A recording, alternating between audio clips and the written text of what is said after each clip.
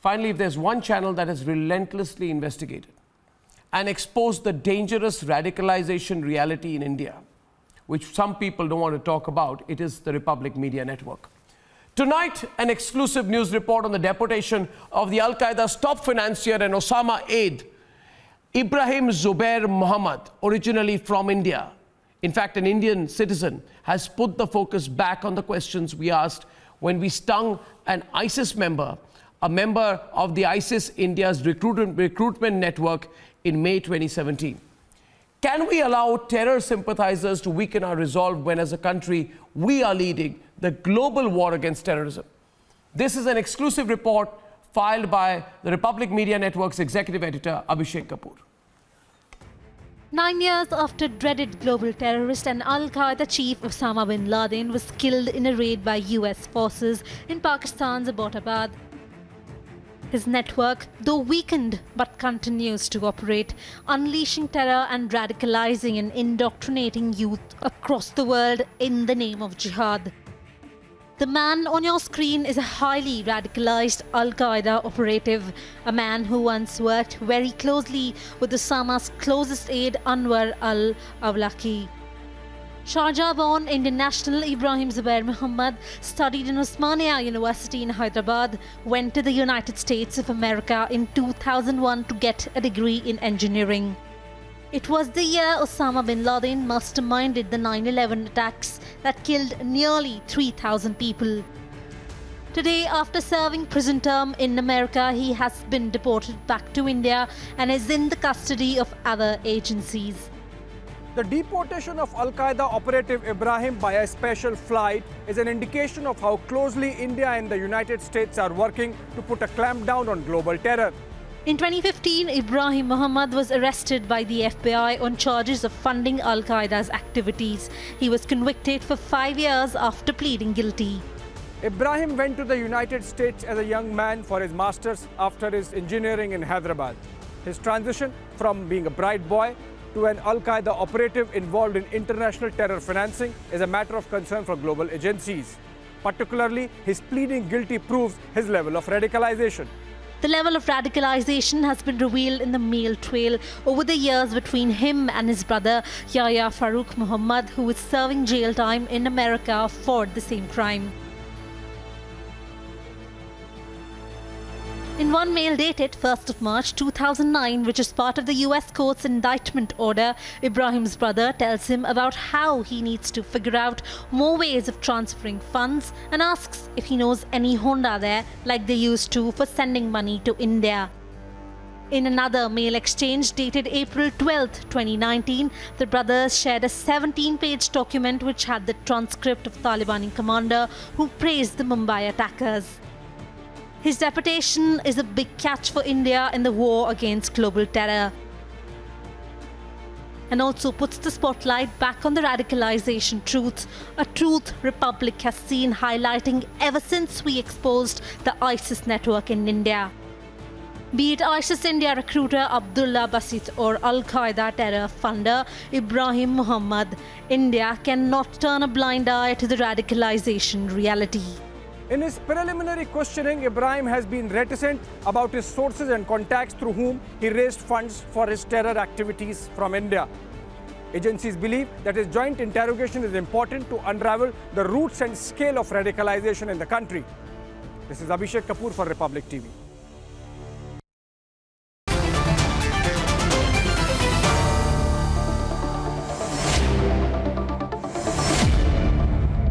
You know, the fact is that these are uncomfortable questions and many people do not want to speak about them, essentially because they feel that they will be seen to be targeting a specific community, but that is not the case. The fact is that radicalization is a reality.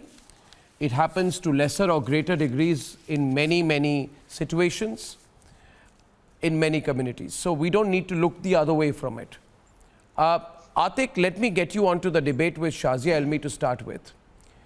The deportation of Muhammad Ibrahim Zubair. Now he's from India, right? You've always said that Republic makes up these stories when we talk about how the ISIS and the Al-Qaeda are recruiting large numbers of people from India, and India has become a big recruitment hub for both ISIS and Al-Qaeda. Whenever we've raised these issues, Shazia, people like Atik have said, you made it up, you're opinionated, you're biased and prejudiced, etc. Now this man has pleaded guilty to the concealment of financing of terrorism to the terror organization behind the 9/11 attacks. So you have somebody from Hyderabad who's operating as a global terrorist. We are getting him back. Are you, let me start by asking you, are you ready to come to terms with the fact that a 41-year-old terrorist, originally from Hyderabad, has been sending tens of thousands of dollars to Anwar al-Awlaki, who is the one-time leader of the Al-Qaeda in the Arabian Peninsula? Yes. This is, I mean, I hope today that you think about it. Of every statement you've made in the past, when you've accused me or us, when we've raised these questions to you, do you realize the level at which these Indian global terrorists are beginning to operate? And why does this happen? Because people like you, Atik, when we tell you that first tackle the issue of radicalization, you're unwilling to look at it. You get defensive. You ask counter questions, Atik. Are your eyes opening up today? Please tell Shazia that we open the debate. Yes, please. Yes. Arnab, where on earth I told that Al-Qaeda is not guilty radicalization. Radicalization is the word. Anytime. Yes, radicalization is the word. Al-Qaeda is there or not? Radicalization in India. Yes. Radicalization in India which leads to this. Radicalization in India by Al-Qaeda, by ISIS, by ISI is a reality. And who are their supporters in India? This fact. Now, who are their supporters in India? No. Zakir Naik, no, the others. Speak about them too. Who is a supporter? Yes, Zakir Naik. Zakir Naik, if he was the supporter, since the past 3 years, where is the government? Where is the this is a useless challenge you're throwing. Why did the NIA Shazia is on the debate. The charges? So, why did the NIA diluted the charges? First of all, I would like to say one thing here. Atik Saab, tell me, Arnab.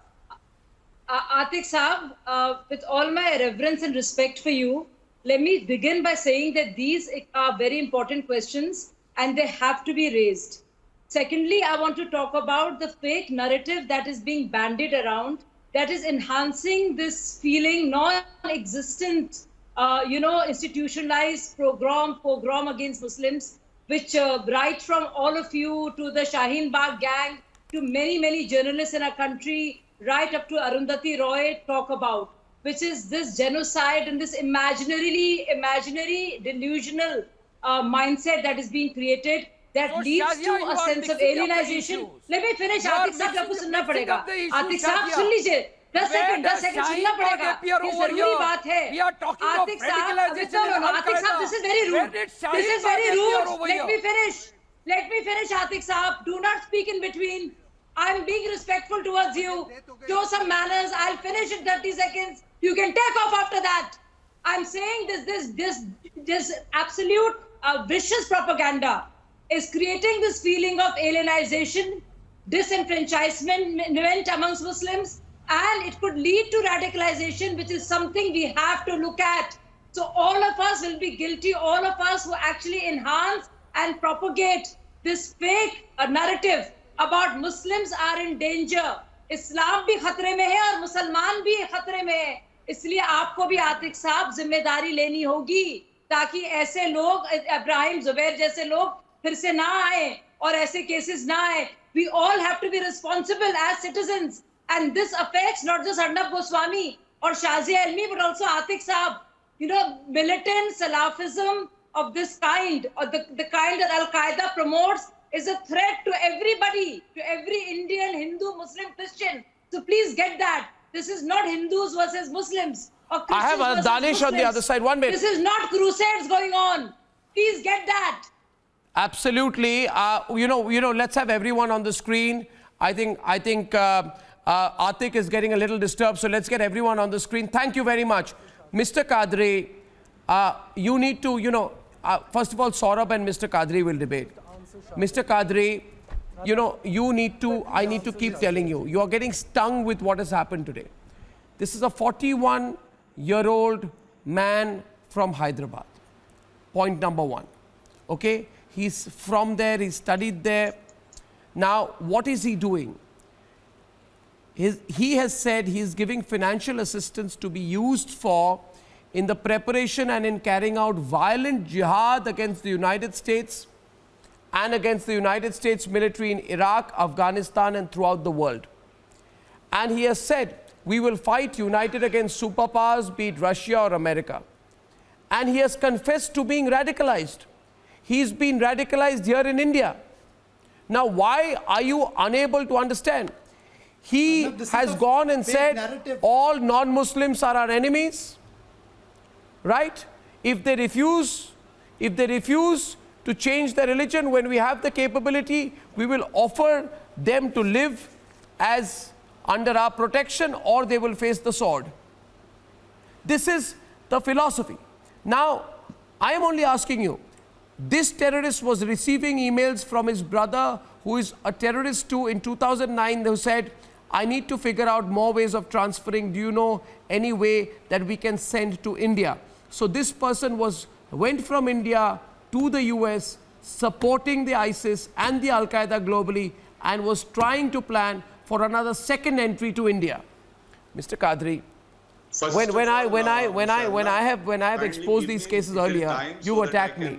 You've attacked me for being prejudiced, biased, Arnab, and all kinds of things have been said. Are your eyes opening now? ISIS, Al-Qaeda, ISIS and Taliban was created by United States of America to fight Russia with the help of the fake... I'm talking about the radicalization in India. Don't try to divert attention. The debate is about indoctrination of these young minds. The debate is about the indoctrination which has been happening because of peddling of religious hatred and falsehoods that certain people are spreading. The indoctrination of young minds need to stop. Okay, Saurabh, let him complete his point. Call out those people. You are trying to divert the entire debate. Saurabh, let him complete. Let him complete.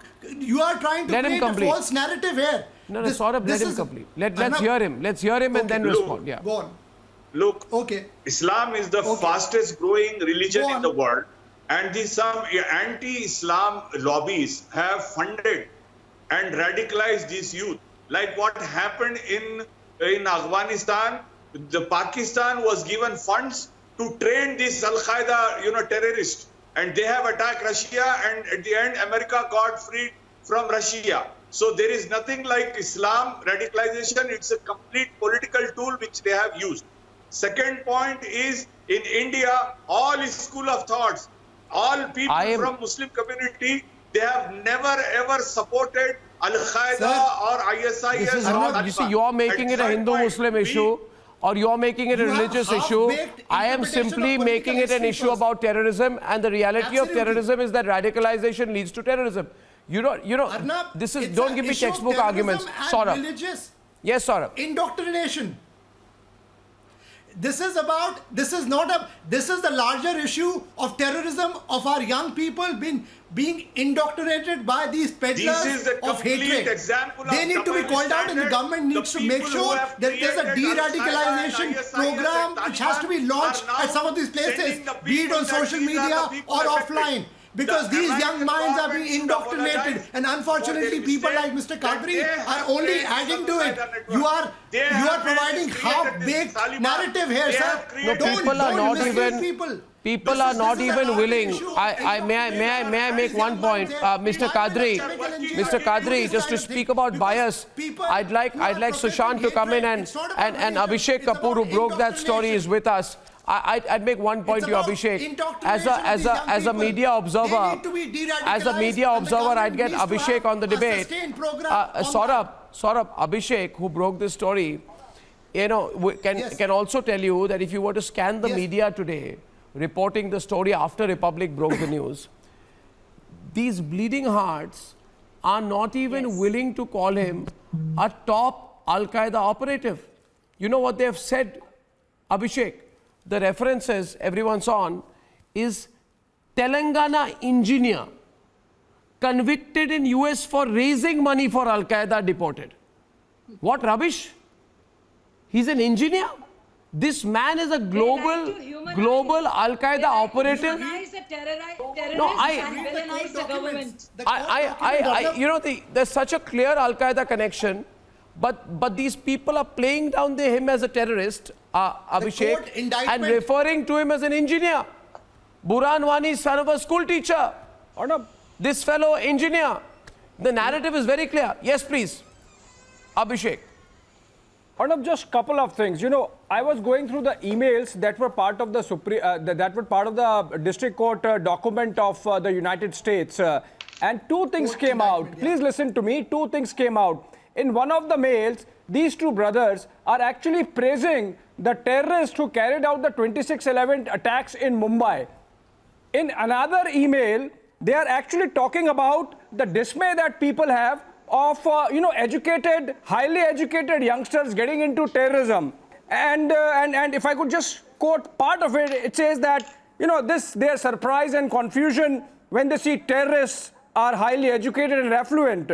They may have best researchers and psychologists, but they will never figure out until they understand the concept of loving afterlife. Now, the level of indoctrination, Arnab, where he's forgetting the brothers are forgetting all the good things of life and are thinking of what good can come in afterlife, despite all their education. No, this is the radicalization. That is an issue which needs to be treated. And that is an issue which we need to treat as a society and perhaps the community. Let me tell you, now we need to decide. You see, Sushant, 1 minute. First of all, for all the people... These ISIS and Al-Qaeda. Mr. Qadri, it has to be very clear. Muslims have suffered bigger losses. Mr. Qadri, that's not even the discussion. You're unwilling to accept radicalization as a reality. You don't want to accept radicalization as a reality. Don't you get it? You don't want to accept radicalization as a reality. We will talk on that. Mr. Qadri, Sushant is going to debate with you, but one thing is evident out here, viewers. Thank you, Mr. Qadri. Sushant will debate with you, but I want to tell you one thing. What is your problem?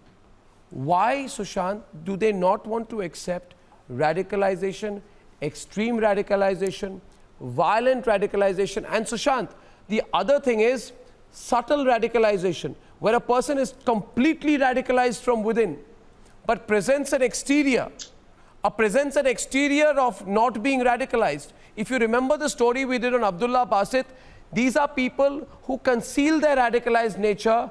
They were released into society as having been de-radicalized by our security agencies, and it was only when they were caught on candid camera that they began speaking things such as, we hate India, we hate Indian democracy, we hate everything about India, we're going to bomb your malls, we're going to bomb your streets if you don't let us go to Syria. When those tapes were played after we launched Sushant, people were shocked. I have consistently said this, more dangerous than those who openly confess to being radicalized are people who pretend to be uber cool, but who are deeply radicalized within. Sushant, I think we need to go on the issue of radicalization, if you can add to that. I'll just make 4 or 5 quick points. Number one, the people who were shocked when you brought that story out, they were shocked because they were ignorant of what the reality is. Number two, and they were ignorant because in India, we have been in denial. We have, conjured up this image that India is an island. India will not be touched by a phenomena which is sweeping through the Islamic world, that Indian Muslims are a completely different kettle of fish. They are in many ways. And yet, there is a section of them which has been very deeply influenced by this trend, which has been sweeping the Islamic world across the thing. Now, the moment somebody, and Mr. Qadri, let me finish before you butt in, but the moment somebody like Mr. Qadri comes in and starts to deflect, indulge in half-truths, it's right that the Western countries did make use of the jihadist element, but they didn't create the jihadist element. The jihadist element. Please let me finish. What happened in Afghanistan? What happened in Pakistan? Who created this Al-Qaeda? I will tell you who created it. Sayyid Qutb created it long before Afghanistan happened. Muslim Brotherhood happened long before Afghanistan happened. A lot of Salafi ideology came in long before Afghanistan happened. So now let me just finish. So don't indulge in half-truths and conspiracy theories. Okay. Now the thing is that yes, they lose them, but there was a strand of opinion which has always been there and which has been there in Islamic societies the world over. Now the moment Mr. Qadri says what he does, he is in a sense batting for these guys and trying to provide them an escape. Exactly. I would rather go with what Shazia said, because that is the way for salvation for the Indian Muslims and not lead them up a path which is a path of destruction. This man... Three quick points. No, but why? I think there's a discomfort with accepting the fact. You see, there is a... Sushant, 1 minute. Sushant, 1 minute. Let me address one fact. There is a discomfort. There is a sense of... No, one line, Sushant. There is a sense of disbelief among people today. There is a sense of disbelief. How could it be? How can an Indian be there working for the Al-Qaeda? How could he operating at a global level? He must be some way down the pecking order. Complete and absolute tripe and rubbish. This is a bleeding heart argument. The person is raising money for the Al-Qaeda, and the Indian sections of the Indian media are calling him an engineer even now. Yes, please, Sushant. No, 1 second. Listen, it's not important whether he was a foot soldier or he was a gang leader. That's not even important. Either which way, he's a murderous fellow. Okay? He's indulging in murder and mayhem in one form or another. The important thing is that when Mr. Qadri, sidesteps this whole thing, let's face it, this guy, and if you read his emails between the two brothers and the rest of the gang, it's very clear that they're deeply influenced by the Salafi ideology. Now, when he says that in a country like India, all non-Muslims are dhimmis, either they live under the protection of Muslims or they will be forcibly converted or put to death. There is a literalist interpretation of religious texts. My question is on that. My question is 1 minute. My question goes to Syed Asad Abbas. One second. Sushant. My question is 1 second. Are we ready to accept that the threat of radicalization, I've been saying this for so long, that it is not made up, it is real. I have said it on record earlier that Zakir Naik, you did not even listen to me, Atik, when I told you that Zakir Naik was the person whose tapes and preachings inspired the ISIS killers who carried out the cafe attack in Dhaka a few years back. You refused to accept it then.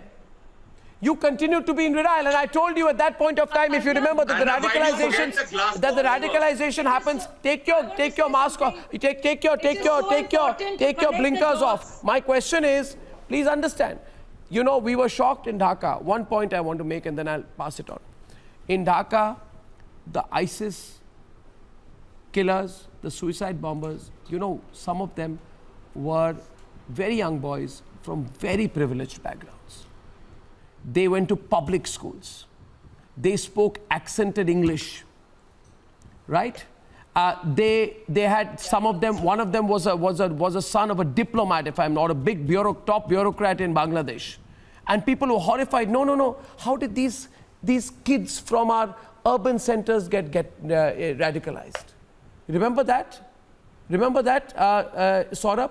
At that point of time, same questions were asked. No, you're prejudiced. No, Zakir Naik could never have influenced them.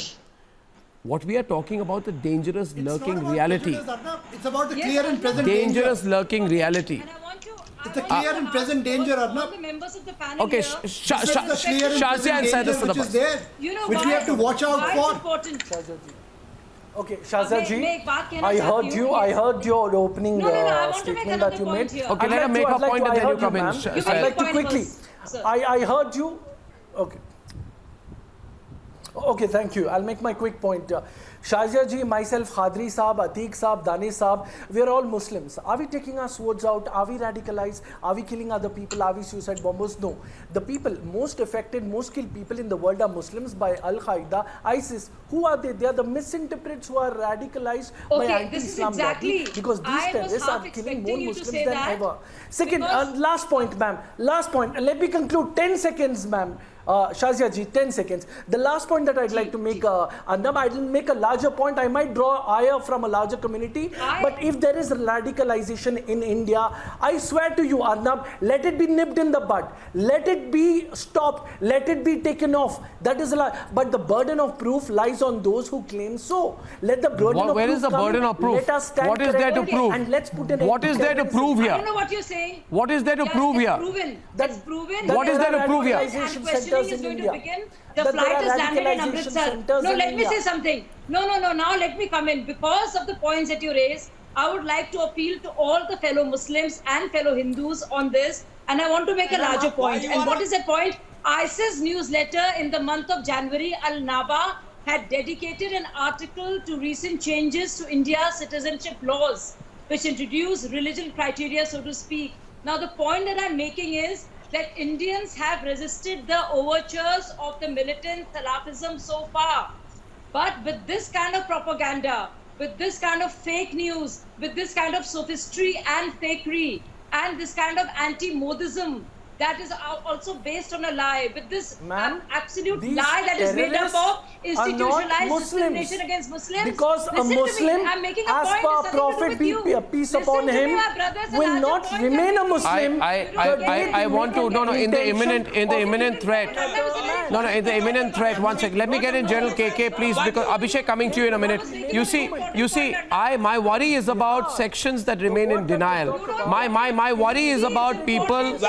Will you call this 41-year-old terrorist a misguided youth, Danish? What he was talking? He was talking about the shooting of the balloons.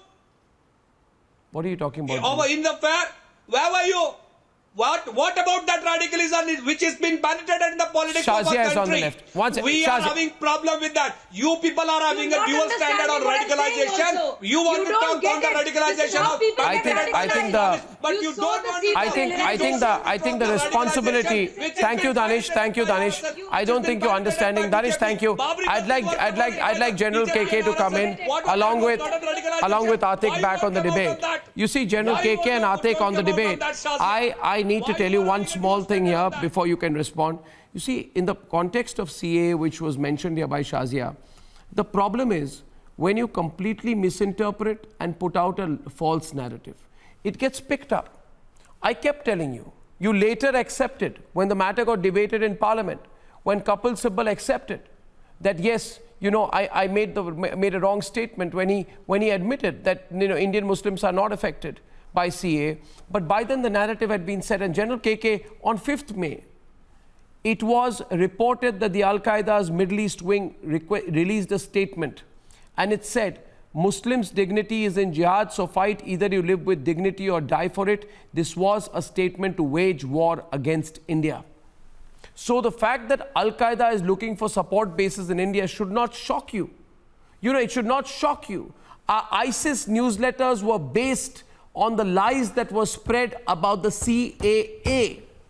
You are not realizing sometimes that the battles we fight, and General KK, we at Republic have been at the forefront of saying, don't spread the lies. When the lies spread out so thin, by the time you go and apologize for the lie, a few months down the line, these organizations will take advantage of it. But General KK, they don't listen. Still in denial about Zakir Naik, about the false narrative of CA, about the presence of the ISIS, about the recruitment of the Al-Qaeda. Still in denial, and I don't understand why. General KK. Yeah. Arnab, when you are saying that the people are in denial, I will just tell them, just read the indictment order. This order is in the public domain. Yes. You have written an article, please go through. I'll just tell this guy, Ibrahim Jubair, he has studied from 2001 to 2005. 2006, he gets married in America with an American lady. And he starts his everything from 2007 till 2013-14. Osama bin Laden was killed in 2011. And mind you, when he was working parallel to him. By this time, Al-Qaeda in Indian subcontinent was growing. Al-Qaeda in Indian subcontinent came in 2014. Yeah. Johari, he came and broadcasted that, it has already come in India. Yeah. And India became the base. Now today, read this order and the incident starting from 2008 onwards or 2007 onwards. That's correct, sir. These are the ample example, and no one has to debate on it. This is approved in the court of justice in America, and he has pleaded guilty. Today, these people who are shouting and saying that the radicalization has not come, these people must read. This is a hard fact which is in public domain. The issue is what they would do instead, General KK, is that they would like to confound the issue by getting into ridiculous debate about why one felt the need to be radicalized. I mean, you know, Abhishek, that's exactly the problem that happens. We have no time. America had no time. No country in the world has time to debate why the radicalization happened. The question is it happening? Then you deal with it. Don't justify radicalization by looking for some deep inner cause. Abhishek is on the debate. Abhishek is on the debate. Yes, with Mr. Kadri. Just for those who are in denial, just to give you an idea of the scale of radicalization or indoctrination that is there. This boy or this man has spent 5 years in an American prison, has been convicted, has pleaded guilty actually. It was not a plea bargain. He said yes, he did it. And now when Indian agencies have got hold of him and they have questioned him, I'm reading from one report that has been sent. And it says that during examination, it is found that the subject is highly radicalized towards Islamic fundamentalism. He did not reveal the facts about his role and association. He also did not reveal the name and address of his Indian friends / associates / college mates. His activities need to be monitored during his stay in India. So, I mean, you know, despite all that has happened, supposed incarceration where, you know, a lot of reformative activities take place as per American prison rules. Exactly. He is still not willing to does it not remind you, agencies. does it not remind you, Abhishek, Abhishek, does it not remind you in another context of Abdullah Basit, who was in his 20s when we caught him on a sting camera, and we had thought that he's de-radicalized, and the kinds of things he said then. You see, Mr. Kadri, these are very hardened terrorists. People like you should learn to accept that they are not, they are hardened global terrorists. Why don't you think about why they are being recruited, why they have become radicalized, who is radicalizing them? Because of insensitive statements and acts there you are. Oh my God, you know, this is, there you are, Shazia. This is what I was saying, that these people become apologists. They ban radicalization. He doesn't know anything. This is what I was saying. You understand what the radicalization is? Do you understand what the radicalization is? Arnab, can I come in? Mr. Kadri, can I come in? You have taken the name of Arnab, you brought it out. Please listen to me. You know what is radicalization is? He has dealt with Yemen. You understand? And he was dealing with the top Al-Qaeda operative. After Amin Badan, he was with Al-Awal-Lakai. His name is in Yemen. Everything was happening, and he is the operative along with him. Daud's names are there. He was please understand. He was getting the money from Daud. He was getting the money from India. He was taking the money. Please understand, Mr. Kadri. When we talk about Jamaat, when we talk about Jamaat, when we talk about, you know, when we talk about Indian Mujahideen, these are the people who are got involved in this. The money for Yemen fighting for Al-Qaeda was raised and it was sent. Mr. Kadri, you don't have to be shocked about it. These are facts he's presenting before you. Saurabh is also on the debate. Quickly, we have 2 minutes left. Good factual points there. Saurabh intervening right now with Atik, please. Saurabh. Can I tell Mr. Kadri, you need to realize that today you need to sensitize people. If you are really for your community, if you are for young people from your community, you will sensitize them, because there is an urgent need, there is a clear and present danger. Sushant, last word, Sushant. Every sane person needs to speak up against it. I'll just make 3 very quick points. Sushant. Yes, Sushant. Quickly. I'll just make 3 very quick points. Number 1, the kind of approach which people like Mr. Kadri are taking is actually going to fuel radicalization rather than sort out radicalization in this country. Number two, we really do not have a proper structured de-radicalization program in India. What you calling a de-radicalization program is anything but that. And finally, I think what we must admire about the Americans is the way they build up a case where somebody cannot escape. And I think that is something that Indian investigating agencies need to learn, the patience and the rigor which they need to put in to build up a case so that people who are booked cannot get away. I think, you know, we have an opportunity here. We have this radicalized terrorist we have brought here. I just want to tell all the bleeding hearts, why don't you call terrorists terrorists? Why do you call them engineers, sons of school teachers, or as Reuters likes to call them, militants? I mean, I think first we need to come to terms with the reality of the terrorists. Secondly, can we take material and information out of this person to try and expose the entire recruitment agenda of the ISIS and the Al-Qaeda in India? Big opportunity there. What do you think? I'll see you at 9 o'clock tomorrow. Once again, ladies and gentlemen, pleasure bringing the news to you. Good night and goodbye.